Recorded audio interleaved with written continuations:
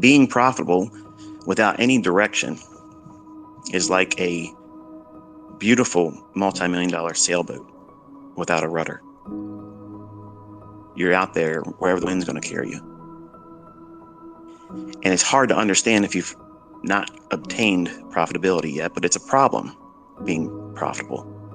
It sounds like an oxymoron. It sounds like this can't be true. How can you have a problem being profitable? But yet you do once you get there.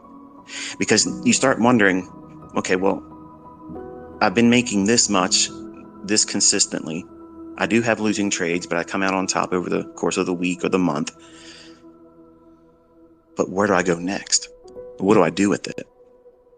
The exercise of just doing it alone is honing your experience and your edge. That goes without saying. Where do you go? What do you aim for? What are you trying to do? What structure should you start applying to your business of trading? See, it's not enough to say, well, I want to make $1 million, because $1 million is not a lot of money. I've already spent $1 million this year, and I don't have much to show for it. But you have to have a goal. You have to have something to aim for, and there has to be a structure behind that. So one of the series I had intended to do once I completed the private mentorship stuff, and we're done now, that I would sit down and kind of give a public blueprint of what I wish I would have been given as a 20-year-old. Just discovering profitability, figuring out that, yes, I could be consistent with bonds. Yes, I could be consistent with the S&P. And I put away all the mega trade. I have to do only those types of setups, where the big run-ups in the marketplace. I was only focusing on that because Larry Williams said that's where I should be focusing. And because I was looking for that all the time, there was all these trades that were occurring daily, weekly, monthly, that I was really not paying attention to or even aware of because I didn't have the skill set at the time. I was profitable, but I was looking for big trades most of the time. So I would do a bond trade or an S&P trade and one contract, and then realize that I'm consistent with one contract. And you've recently saw me this year just do one contract of the S&P and NASDAQ and double the account. That was a real account, and I showed losing positions. I did all kinds of things to handicap myself and still doubled the account. So for some of you, 100% return sounds too lofty, but I can tell you what you've already been given is easy to obtain that. But you have to have the skill set and discipline to adhere to picking your right setups and trying not to trade every single day. I want to have a setup that gives me a consistent framework that goes into the marketplace that even a neophyte that doesn't have a long time behind them of profitability, but just recently found consistency with this model on YouTube, that they can go in and feel comfortable. This is the setup I'm looking for. It makes sense. It's there. I can engage it. And then once it gets to a profit objective, stop, turn the computer off, and go do something else. That's what I have in mind for the new developing, recently profitable student with this mentorship. But you now have a problem, don't you? You want to do more. You want to do more. You want to trade more, just like I started thinking, well, I'm doing one contract. And I was trying to make $1,000 a month to save so I could retire at 40. I was willing to put those 20 years in. But then I realized that, wow, I could do $1,000 a week with no real effort. This is a lot easier than I thought it was. Now, don't let me mislead you, folks. This is the 20-year-old that was getting lucky. And I started thinking to myself, wow, I could do this every week. And then it became, well, I could day trade the bonds. I'll look at the divergence between the 5, 10, and 30 year. And when they're diverging and I have a bias that's bullish, I know I can go in and buy it. Hint, hint, nudge, nudge.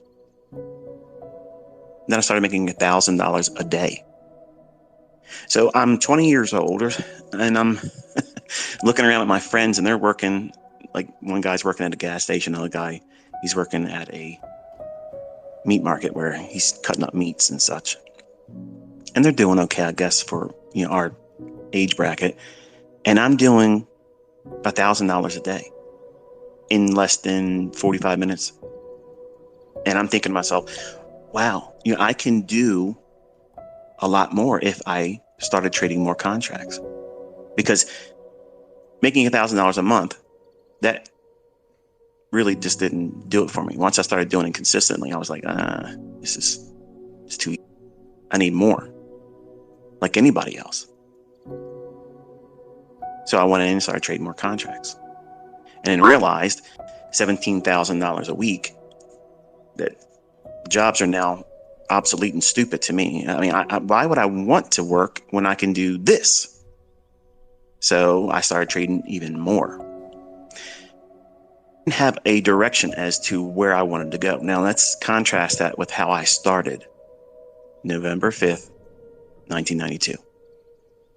Thursday evening at 9 o'clock in my aunt's family room, I cracked open that lame book by Ken Roberts, and that's not to be disrespectful, but I thought that I had figured it all out. That simple little book was going to do it for me. All it did was give me the fire to start doing it. But I had a direction. I had a goal. What was the goal? If I could make $1,000 a month and save that, by the time I'm 40, I'll have $1 million. And honestly, I didn't understand the effects of inflation. I didn't think about all those things. I just wanted to have $1 million, because back then, $1 million, that was really something. $1 million is nothing now. Homes cost that now, and they're not even really worth it. Period. Okay. A lot of people out there on social media saying, I got $1 million house. No, you have a house that's overpriced. Okay. And the home that I purchased that I'm speaking to you in right now, I paid $638,000 for. Is it worth it? No. They're saying I could get $750 for it now. Is it worth it? No. So $1 million is not a lot of money. But in the beginning, when I sat down that Thursday evening at 9 o'clock, at the completion of reading that book, because I read it from cover to cover, I couldn't put it down. Before I went to bed, I had pen and paper out, and I'm calculator crazy, clicking the buttons. Okay, if I do this, if I do that. You know what I'm talking about. You've done it too. You're sitting at your job, you're sitting there bored. Over the weekend, you can't wait to start trading. Okay, if I go in, I get 10 pips this day, I get 10 more pips over here. And you know, you're nodding your head, you're smiling, you're laughing, you know exactly what it is. You're calculator crazy. Okay. But that's fine. There's nothing wrong with that. But as soon as you start saying, I want to make millions and millions of dollars in your first year, that's stupid.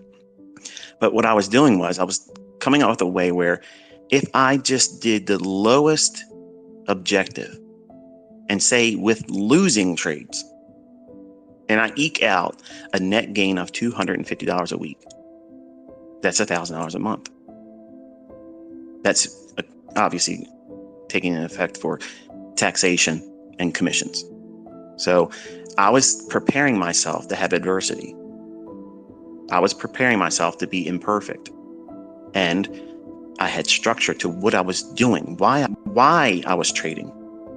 I'm trying to eke out a net gain after all costs and taxation of $250 a week.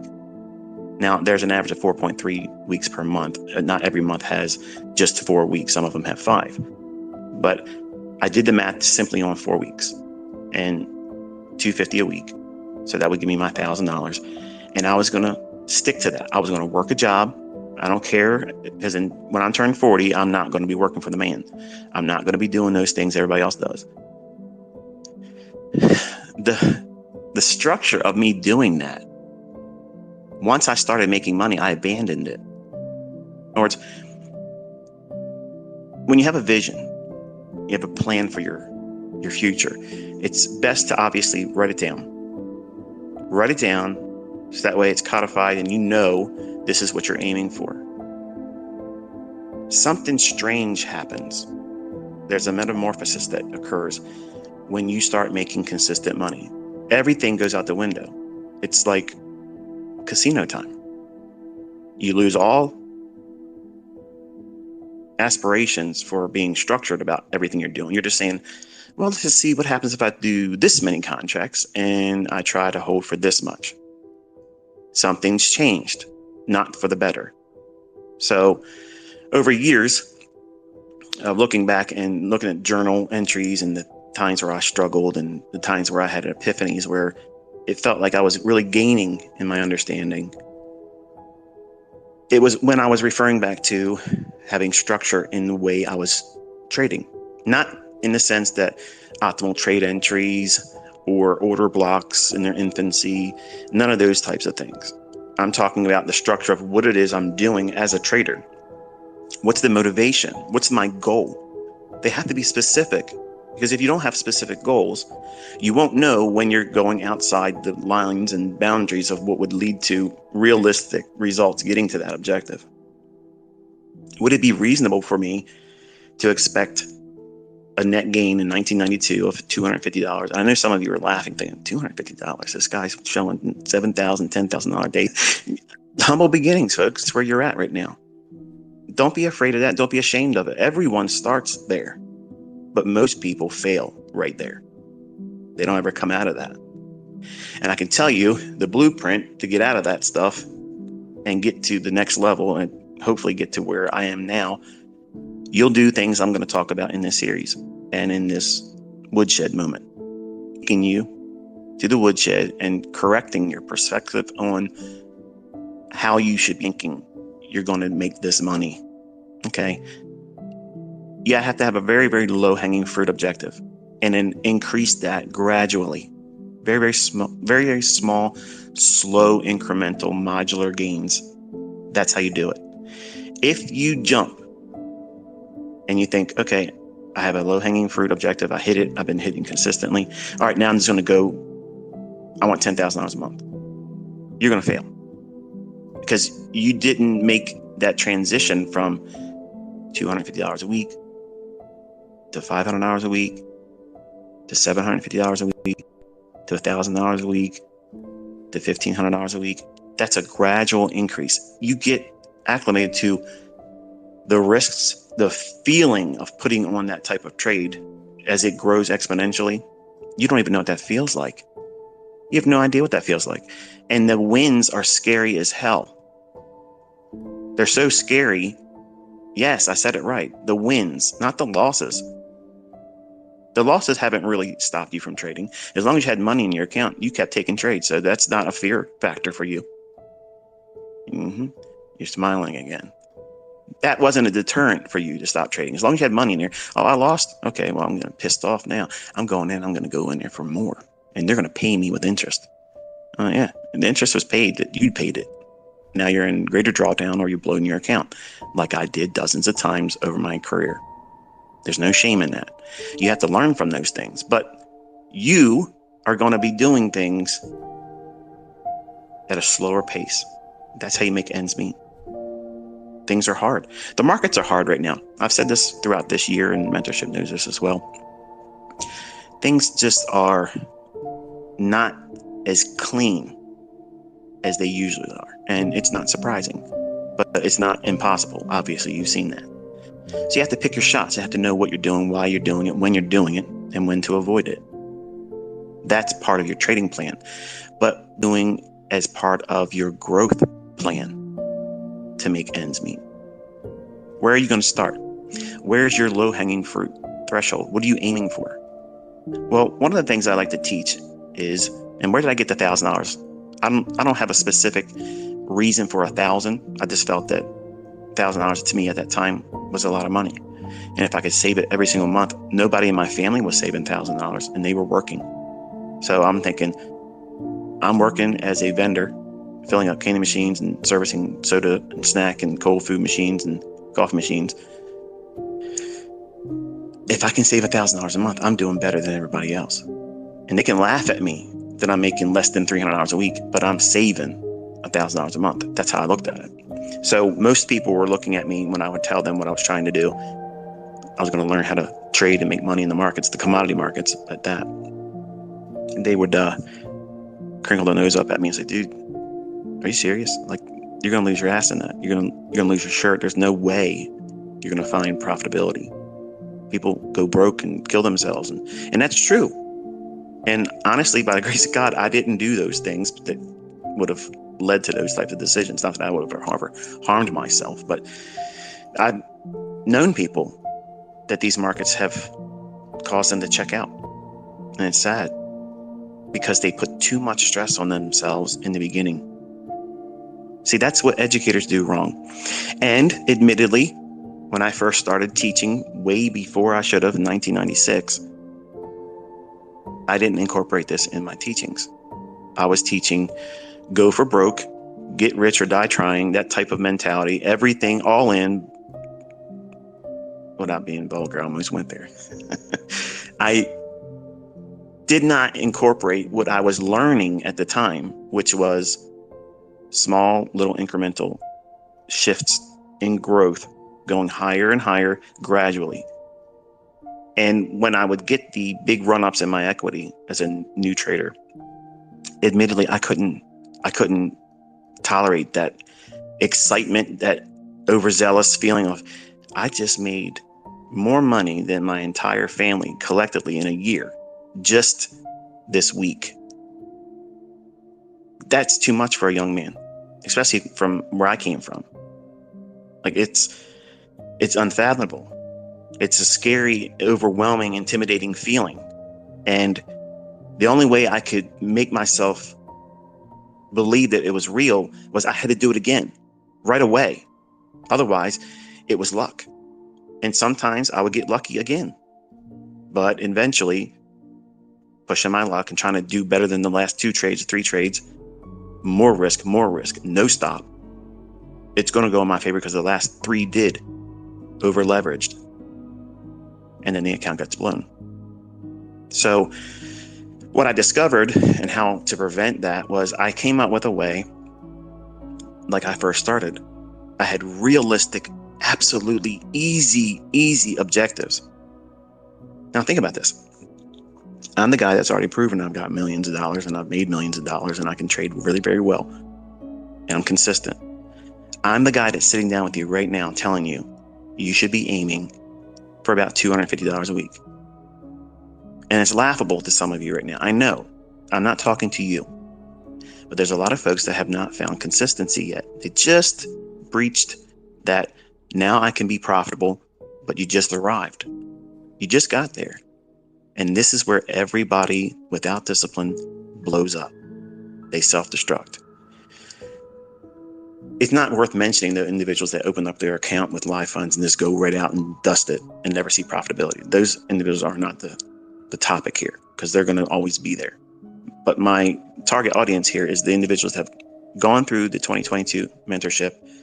They've done the work, they've done the back testing, they've seen that it is a real pattern. It really repeats, it's very precise, and it's consistent. But now you've been trading it and you're consistently finding it. Now you dabbled with live funds and you did that decision on your own. I didn't tell you to do that. What is the advice that I would give you if I could go back in time? What would I be telling myself? It would be, do what you first started with. Go in there with a very easy objective. Now, some of you are already being critical and thinking, dude, $250 isn't going to do anything. Like, that's just literally, well, gas for 1 tank a week now, if you're getting 1 tank. And maybe a week's worth of groceries if you're single with no children. I don't know. I mean, I know it costs me a lot of money to put food in the house for my boys because they're growing and it's not easy. It's not cheap. But with ends, this series, I'm trying to cultivate this mindset as these new breed of traders that I've created here in 2022. How you can go out there and grab a hold of consistency and longevity. And it's the secret that I found, which I didn't place too much emphasis on in the beginning. I quickly abandoned it, and it caused me to go into. But if you go in and you start thinking to yourself, okay, if I can make $250 a week consistently, and I stop there, and I do that consistently, that's $1,000 a month. Now, you all want to leave your job. Some of you do, oh, I love my job. I really don't want to. You want to leave your job. Don't lie to me and don't lie to yourself. If you could sit home or sit on a beach somewhere and knowing that you only put in 90-minute workday taking a trade that you've basically stalked for a couple days and you made more than your job would have paid you for that month. Nobody wants to stay working in that environment. Okay, forget about it. You're not gonna convince me, and you're not gonna convince anybody else that you love your job so much that you want to give your personal time and freedom and be away from your family to be else rich. Okay, say that bullshit. Nobody believes that. So you all want that. That's why we're here. That's why we're trading, because we want to lead the rat race. And guess what? That's commendable, because there's a lot of people that say, you know what, it's too hard. I'm just going to suck it up. And they medicate themselves with alcohol and drugs and extracurricular things in their marriages and their relationships. That's a destructive path. As if you just simply say, hey, I have to have a job right now, but I don't have to have a job the rest of my life. I don't have to have that. That's a decision you're making. And that is still in your control, even with the things that are in play right now. Inflation, the struggles with, employment, finding, affordability with everything, housing, cars, all that stuff. I'm going to tackle all that stuff in this series. I'm making a practical trading series. See, it's not enough to simply say, ABC 1, 2, 3, here's the system, here's the setup, and go in and trade it and make money. That's not enough. It's too myopic. You're giving a child a loaded gun. That's never good, because harm is going to come. It's inevitable. So I know I've given you a 50 caliber Barrett and you don't even realize it yet. But if you understand where you're going with it, what are you going to do with it? You'll see how easy it is to build wealth. Wealth doesn't happen right away. Now, your goal should be to work towards being rich. Rich is not wealthy. Wealthy is where the money is making money for you. Rich is where you don't need to work to make your bills. There's a difference there. So what I have thought about, and I'm using my son Caleb as a guinea pig, things are very, very expensive right now. And my oldest son that lives with me, he's about to get his driver's license and he wants a Camaro. Now, no sound mind, sober-minded parent would buy their teenage boy a Camaro as their first car. I know that. I wanted to do that. But my wife said, that's not right. So I told him, I said, well, I will tell Caleb to give you his car, which I bought for him too. Now, before you get in there and start saying, oh, you shouldn't do this, shouldn't do that, I think every dad should give their boy their first car. It doesn't have to be the best car, but I needed that help when I was younger and I got it. So I'm doing it for them. But their tastes in cars obviously are much more expensive now without needing to be high-end cars. So case in point, I told Caleb, I said, look, part of your development is you're going to give up the car that I got you. And you're going to give that car as a starter car to your brother. And I'm going to give you a new Toyota Tacoma truck. So that was the plan a week and a half ago, I think it was. And I bought it the same day I bought my own truck. So I told him, I said, this is the truck I think you should have. It's a decent one, 6-cylinder. It's a Toyota. You can put 1 million miles on this thing. It'll drive forever. Okay.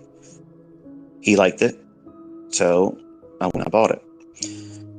Now, Toyota Tacoma trucks.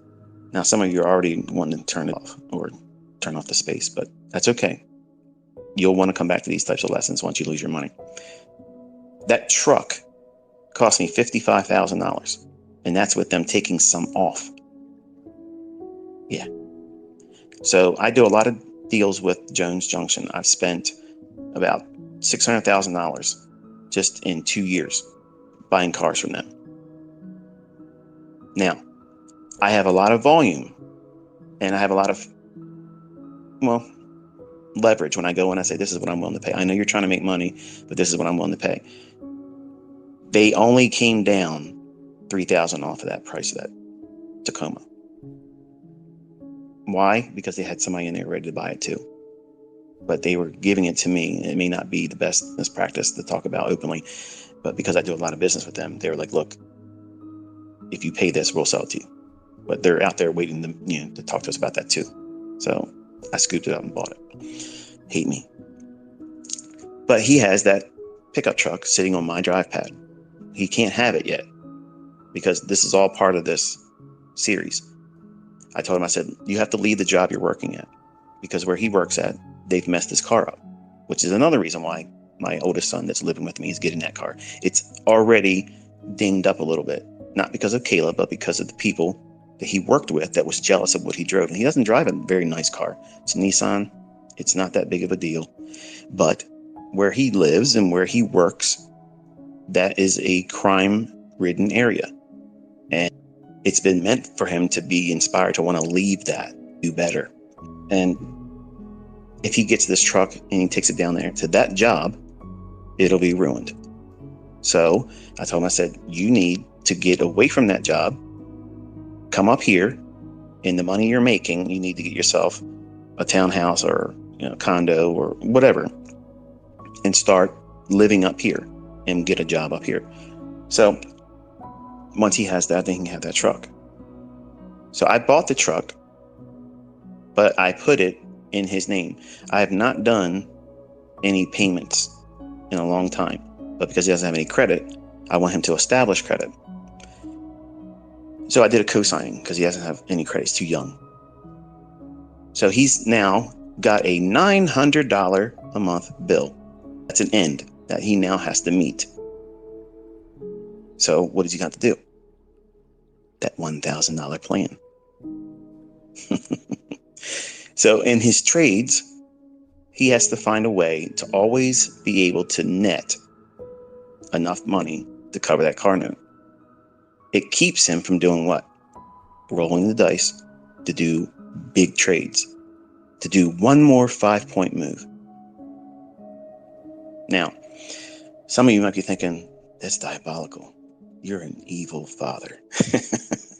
But my children didn't learn this because they watched me. They weren't even inspired. So I have to put them in situations where they have, otherwise they're going to be left to doing these types of jobs the rest of their life, because I'm not going to just lay money in their lap. I'm not doing that. So he's in a situation now that he has to make that work. And if he doesn't, he messes up my credit, which, let's be honest, I wouldn't let that happen, but it would if the payments didn't be kept up. And he's building his own credit. So he has a vested interest in seeing that it's done right. His insurance only went up, I don't think, maybe $40 a month. I think it was something. It was less than $50. Let's call it that. So he went from not having a car note to now having basically $1,000 a month. That's not counting gas, because I'm sure it'll probably spend a little bit more in fuel. But if he works close to where I live, and he works close to, which is not determined yet because we don't know what we're going to decide on. I don't know if a condo is the right thing for him, and I don't know if he's going to choose a townhouse or a single family. But his trading has to meet those needs because daddy's not paying for it. So I'm forcing him out of the nest into the real world. So you had a taste of what it's like to make money. You had a taste of seeing it in your account. But now what do you do with it? You have to be structured about what it is you're doing with it. So it helps him and anybody else that would apply this, because it did it well. I didn't have a car note that was $1,000. I had a bill to myself.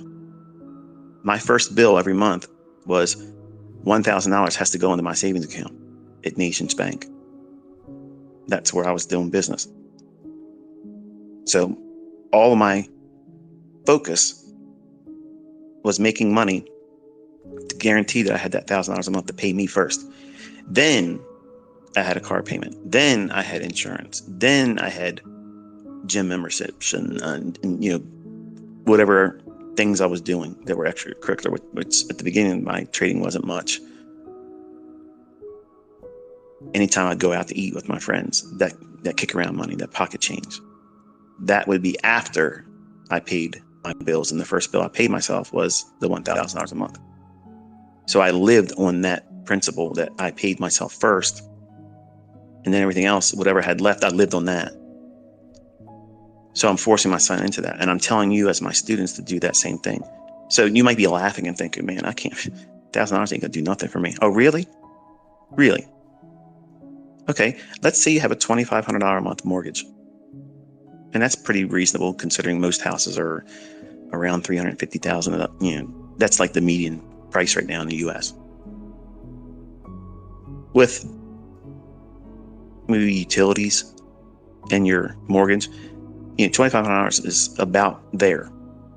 What happens if you have $1,000 every month that goes towards that? How much of an ease on your stress and nerves would that bring you?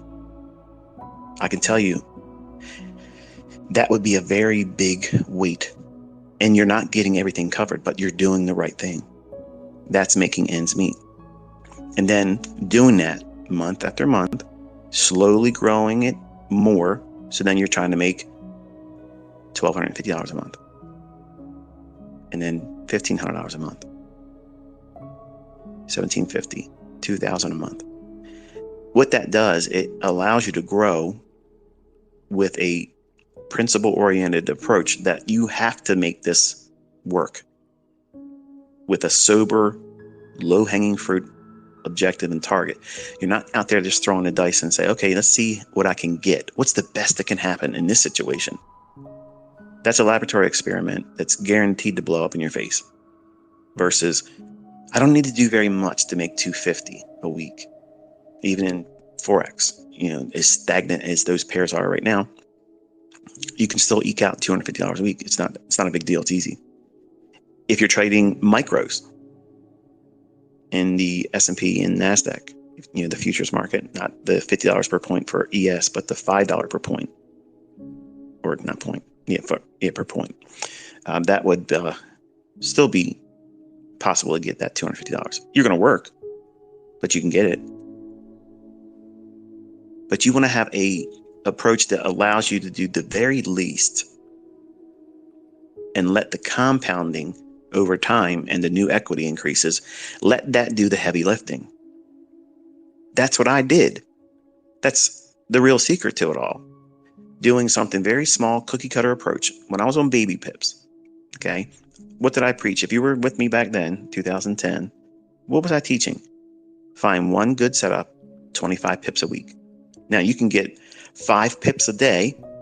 If you're ultra new and you're scared to get into a trade and hold it to the completion, is there something wrong with going into a trade and getting out after 5 pips?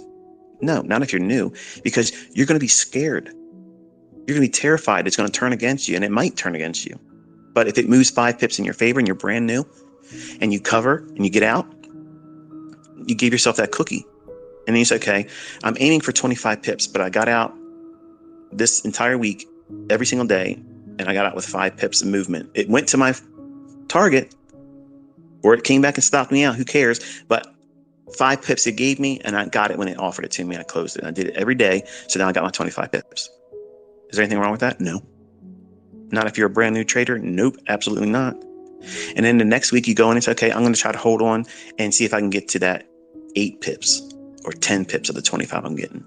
And then when you get it, even though it looks like it's going in your favor to your target, you close it at 10. Just do that. What you're doing is you're giving yourself experience. It's unrealistic for any educator, me included, to sit down and say, okay, here's what you do, here's how you learn how to trade, and then go in there and hold it for your target or stop. And don't ever take any partial or early exits. That is stupid. You're stunting their growth. The best learning I had was gradually going into making money. I had flash in the pan wins. I ran up accounts real fast and real fast blew them out. So I didn't understand the weight of making money like that, because it's very stressful and it's addictive. Like, I've never done cocaine. I've never done heroin. I've never done any kind of hard narcotics, and I've never been drunk in my life. But I can tell you, I've been high on the markets, and that is a rush that is absolutely phenomenal. Like, it is nuts. Once you feel it, you'll know what it means to know what it feels like to be high on the market, because you feel invincible. You feel like you're the cock of the walk. There ain't nobody that's better than you. Nobody can touch you. Don't even talk to me. Don't even speak to me. Like, you're beneath me. That's what happened to me. I became a jerk, a prick. But that's the worst route to take. If I would have stuck with my making ends meet approach, $250 a week, break it down modularly. Let's say your goal isn't $1,000. Say it's the full $2,500 a month for your mortgage. Not that you're depending on making that to pay your mortgage, but what you're trying to do is aim for some end you have to meet every month. Start with trying to just get half of it, or try to meet your lowest. Maybe it's a cable, maybe it's a credit card bill, and it may not even be $100. But go into your trading with that mindset. And I promise you, it seems silly. It seems like, what?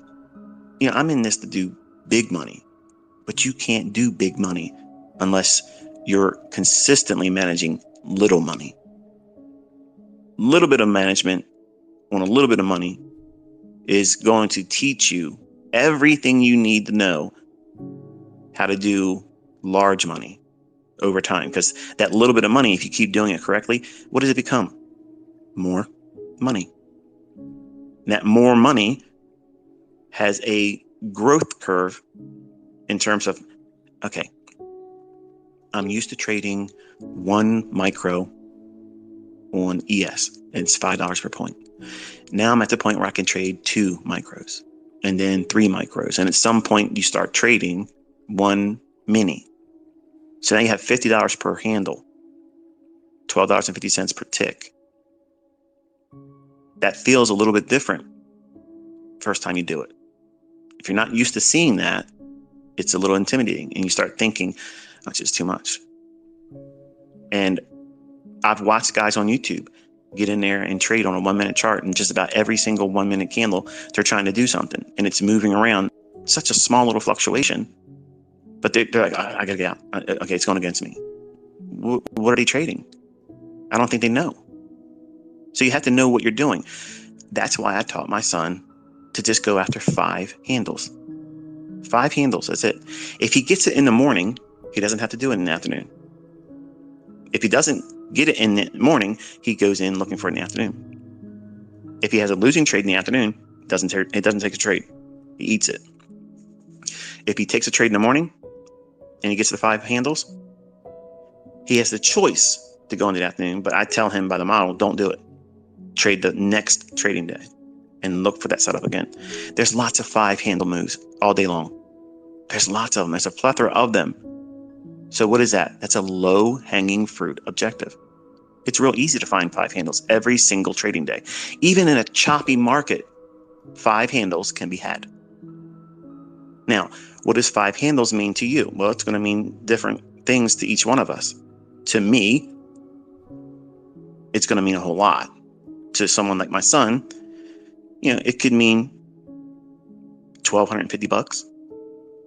So $1,250, if you just do that one time, just once a week, that's pretty good for not even being. Now, I don't want him to stop there. Obviously, as his father and as inner circle trader, ICT, I want my son to be a freak. Like, I want him to be way beyond me. And he has the advantage of youth. And I have all the advantage of the wisdom. And I can tell him how to get there, but he has to do these things to do it. You can't just, well, I'm going to go in there and just go all in. It's not Texas Hold'em. It's trading for a living. And you're trying to do one of two things: build wealth or make ends meet. In the beginning, you can't build wealth. You have to make ends meet. That means you have to consistently do things that make sense to erase the debts that you have to pay out every single month. Those debts, you're going to have them the rest of your life. I'm rich and I still have to pay utility bills. I still have to pay all these little things that add up. Amazon Prime, HBO Max. Like, I got everything. There isn't a channel or a service out there that my wife or kids don't have. And I don't watch TV, but I have to pay for that. It's a bill. Okay. I could sit down and say, you don't need all this stuff, but I don't care. It's a write-off. All these things are a write-off. So I use that to my benefit. That's the justification I give to myself. But my family, they're spoiled. They don't need to have all these things, but they have them because we can afford to have them. You may not afford them right now, but you can be in a position where it won't matter to you either. But you can't jump to that. Like, I was trying to jump as a 20-year-old thinking, wow, I can make a lot of money in a very short period of time. And I'm only doing it with one contract. So I jumped to doing 3 and 5 and 10 contracts of bonds in the S&P. And yes, when I was right, man, it was really nice. But when it was going against me, it paralyzed me in fear.